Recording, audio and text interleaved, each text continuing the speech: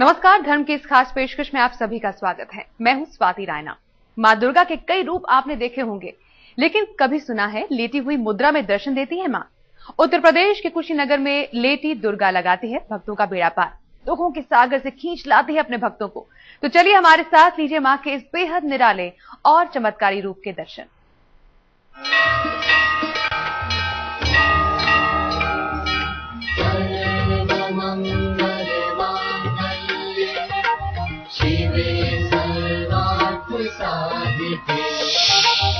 मां का अद्भुत रूप। हो जाएंगी सभी कामनाएं पूरी। लेटी दुर्गा लगाएंगी बेड़ा पार।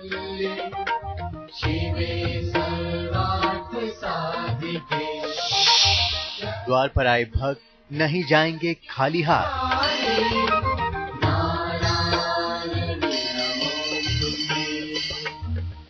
चमत्कारी है ये पिंडी, मनोकामनाएं पूरी करती है ये पिंडी, क्योंकि इसमें विराजती है शक्ति की सबसे बड़ी देवी भगवती।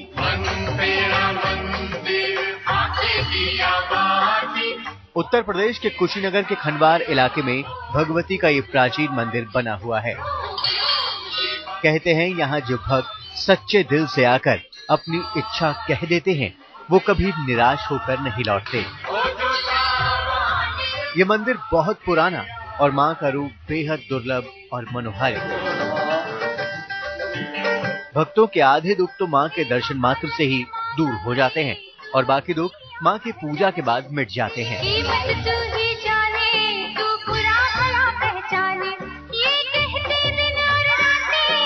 कहते हैं ये पिंडी मां कामाख्या का रूप है।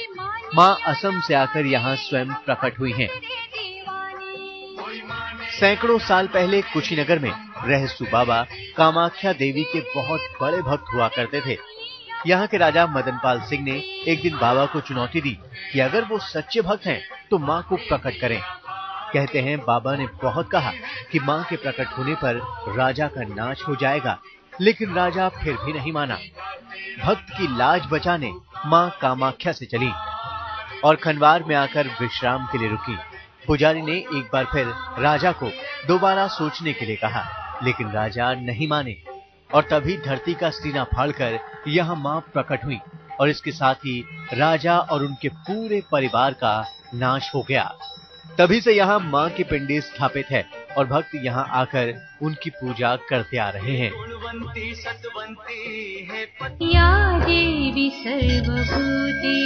इस मंदिर में प्रवेश करते समय सबसे पहले आता है ये वृक्ष, जिसे बहुत पुराना माना जाता है।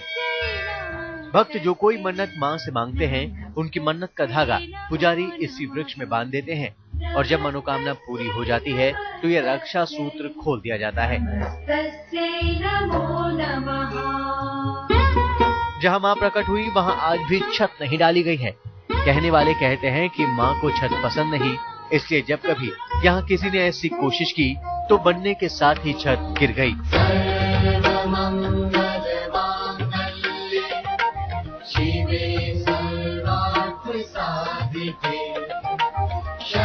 वैसे तो यहाँ सभी इच्छाओं को मां का वरदान मिल जाता है, लेकिन ये मान्यता है कि नए वाहन को यहाँ लाकर पूजा कराने पर दुर्घटना का डर विशेष रूप से खत्म हो जाता है। तभी तो यहाँ हर वक्त भक्तों का तांता लगा रहता है। सच्चिदानंद शुक्ला, कुशीनगर, आज तक। अब बात एक ऐसी देवी की जिनका ना तो मुख और ना ही हाथ दिखता है, लेकिन फिर भी वो बरसाती है अपनी कृपा। आप सोच रहे होंगे कि मां के इस अनोखे रूप की पूजा कैसे करते होंगे भक्त, तो हम आपको बता दें कि कोटा में विराजने वाली मां की पीठ की पूजा की जाती है। कैसे, चलिए देखते हैं।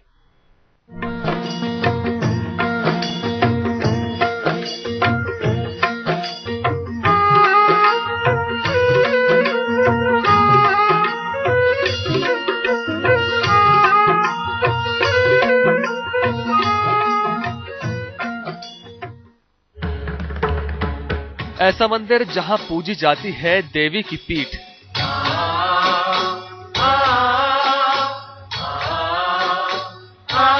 जहां होता है पीठ का श्रृंगार।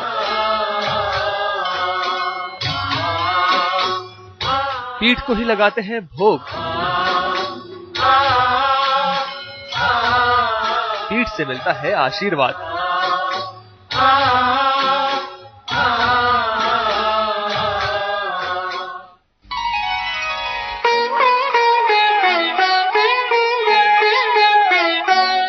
जय शक्ति जय जय महाकाली जय शक्ति। ये अनोखी पूजा हो रही है मां ब्राह्मणी देवी की। आरती कर भक्त मांग रहे हैं आशीर्वाद। खास बात यह है कि इस मंदिर में ना तो मां की सूरत दिखती है और ना ही आशीर्वाद के लिए उठे हाथ। दिखती है तो बस देवी की पीठ, जिसकी पूजा कर भक्त हो जाते हैं धन्य। जय शक्ति जय जय महाकाली जय शक्ति जय जय महाकाली जय शक्ति। राजस्थान के कोटा से 90 किलोमीटर की दूरी पर बना हुआ है सोरसन ब्राह्मणी देवी का मंदिर। इस मंदिर में पूजी जाती है मां ब्राह्मणी देवी की पीठ। कहते हैं मां कई 100 सालों से यहाँ नाराज होकर खड़ी है और तब से इसी रूप में पूजी जा रही है। सोरसन ब्रह्मणी माता जी का जो ये स्थान है, ये पूरे विश्व में विशेषकर भारत में एक अनोखा स्थान है जहाँ पर माता जी की पीठ की पूजा होती है।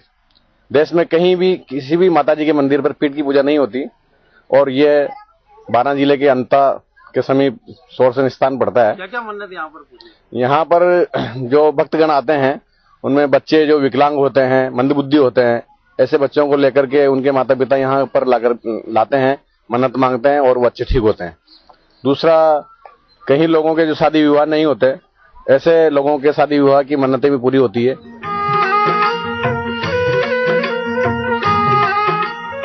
मां के नाराज होने की कहानी काफी पुरानी है। एक बार किसी बात पर रुष्ट होकर मां अपना स्थान छोड़कर जाने लगी।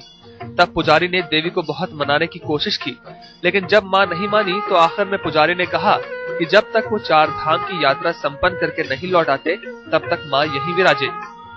जिस समय यह बात हो रही थी, देवी की पीठ पुजारी की ओर थी। पुजारी 4 धाम की यात्रा से लौटकर नहीं आ सके और मां उनके इंतजार में तब से ऐसे ही खड़ी है। उसी समय से मां के मुख की जगह उनकी पीठ की पूजा होनी शुरू हो गई। उनके सपने में गए, सपने में जाके उनसे बोला, माता जी ने उनसे बोला कि मैं तो जा रही हूँ, और जाने के बाद मैं 4 धाम की यात्रा, उनसे वचन लिया था माता जी ने। कैसे करी थी? माता जी ने वचन दिया कि मैं जब तक वापस नहीं आऊँ, जब तक तुम यहाँ से मत जाना और मैं वापस आऊँ, जब भी तुम यहाँ से जाना। यानी कि माता जी 4 धाम की यात्रा चले गए और वो 4 धाम की यात्रा गए, जिसके बाद में वो वापस आए नहीं, जब से माता जी यहाँ प्रकट हुई। सपने में इधर ही मुंह था उनके, इधर ही था। और माना जी की तरफ पीठ? हाँ, माना जी की तरफ पीठ थी। माना जी की तरफ तो पीठ थी और इधर मुंह था। जब तब से यहाँ पर माता जी प्रकट हो गए। ओम विश्वेश्वरी जगद्धात्री स्थिति संहारकारिणी। घने विशाल जंगल में मौजूद होने के बाद भी मां के मंदिर में भक्तों का तांता लगा रहता है। मां को मन्नत की देवी भी कहा जाता है। कहते हैं मां के नेत्रों से अमृत बरसता है, भक्तों के लिए प्रेम और दुलार उमड़ता है। तभी तो यहाँ से आज तक कोई खाली हाथ नहीं लौटा। किसी को संतान चाहिए तो किसी की शादी में मुश्किलें रोड़ा अटका देती है, लेकिन मां के दरबार में आने के बाद दुख छूमंतर हो जाता है। धन संपदा से घर भर जाता है और तकलीफों का नामो निशान मिट जाता है।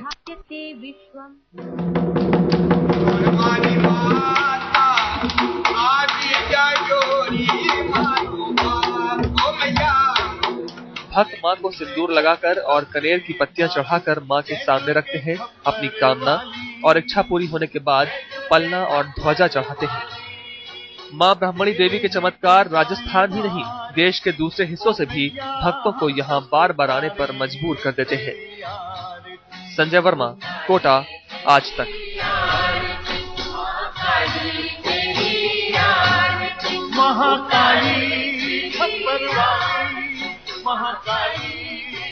ईंट दिला सकती है आपको मां का आशीर्वाद। अब आप सोच रहे होंगे कि आखिर मां को प्रसन्न करने का ये कैसा अनोखा तरीका। मां की ये अनूठी विधि निभाई जाती है कानपुर के आशा माता मंदिर में, जहां भक्त एक ईंट चढ़ाकर मां तक पहुंचाते हैं अपनी फरियाद।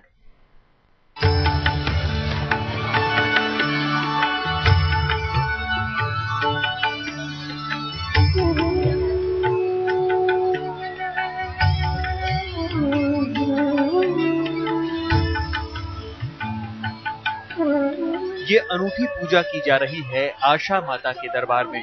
यहाँ माँ को फल फूल चढ़ाकर नहीं बल्कि ईंट चढ़ाकर किया जाता है प्रसन्न। ईंट चढ़ाकर भक्त माँ से मांगते हैं आशीर्वाद। ईंट चढ़ाने से पूरी हर मुराद। खुले आसमान के नीचे विराजती हैं आशा माता। कानपुर के कल्याणपुर में स्थित माता आशा देवी का मंदिर भक्तों की अटूट श्रद्धा का केंद्र है। मान्यता है कि मां के दरबार में ईंट रखने से मनोकामना पूरी हो जाती है। यहाँ संतान के लिए तरसते लोगों को मिलती है नई आस। पूजा से भर जाती है सूनी गोद। मां के चमत्कार को भक्तों ने आंखों के सामने पूरा होते देखा है। यहाँ आने वाले भक्तों की हर आस को मिलता है मां का सहारा, जिसके कारण भक्त मां को आशा माता के नाम से पुकारते हैं। मंदिर में मौजूद मां की मूर्ति त्रेता युग की मानी जाती है। कहते हैं यहाँ खुद माता सीता ने की थी पूजा अर्चना। लंका विजय के बाद जब भगवान राम ने माता सीता का त्याग कर दिया था तो लक्ष्मण सीता जी को लेकर बिठूर आए थे। गंगा तट पर बसे बिठूर के घने जंगलों में भटकती हुई माता सीता महर्षि वाल्मीकि के आश्रम में पहुंची और इसी स्थान पर आशा माता मंदिर में उन्होंने पूजा अर्चना की। आशा माता द्वारा भक्तों की आस पूरी किए जाने से ही मंदिर का नाम आशा देवी मंदिर पड़ा।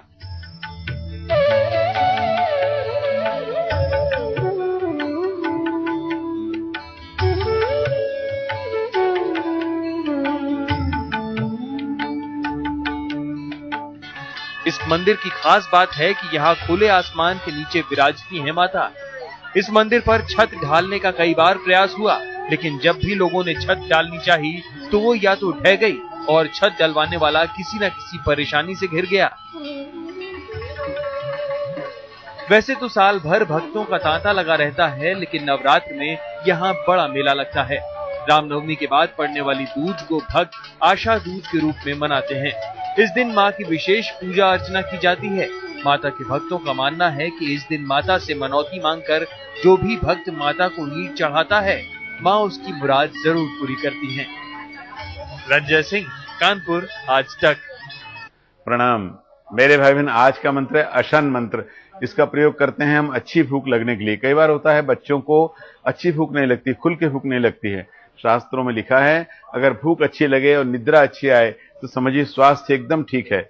हाँ, इस मंत्र की विशेष बात यह है कि इस मंत्र को माताएं भी कर सकती हैं या दादी, नानी, चाची, मामी, बुआ या कोई बड़ा भी कर सकता है। कोई भी कर सकता है अपने बच्चों के लिए अथवा अपने लिए कर सकते हैं। पहले मैं मंत्र निवेदन करता हूं, फिर उसकी विधि बताता हूं।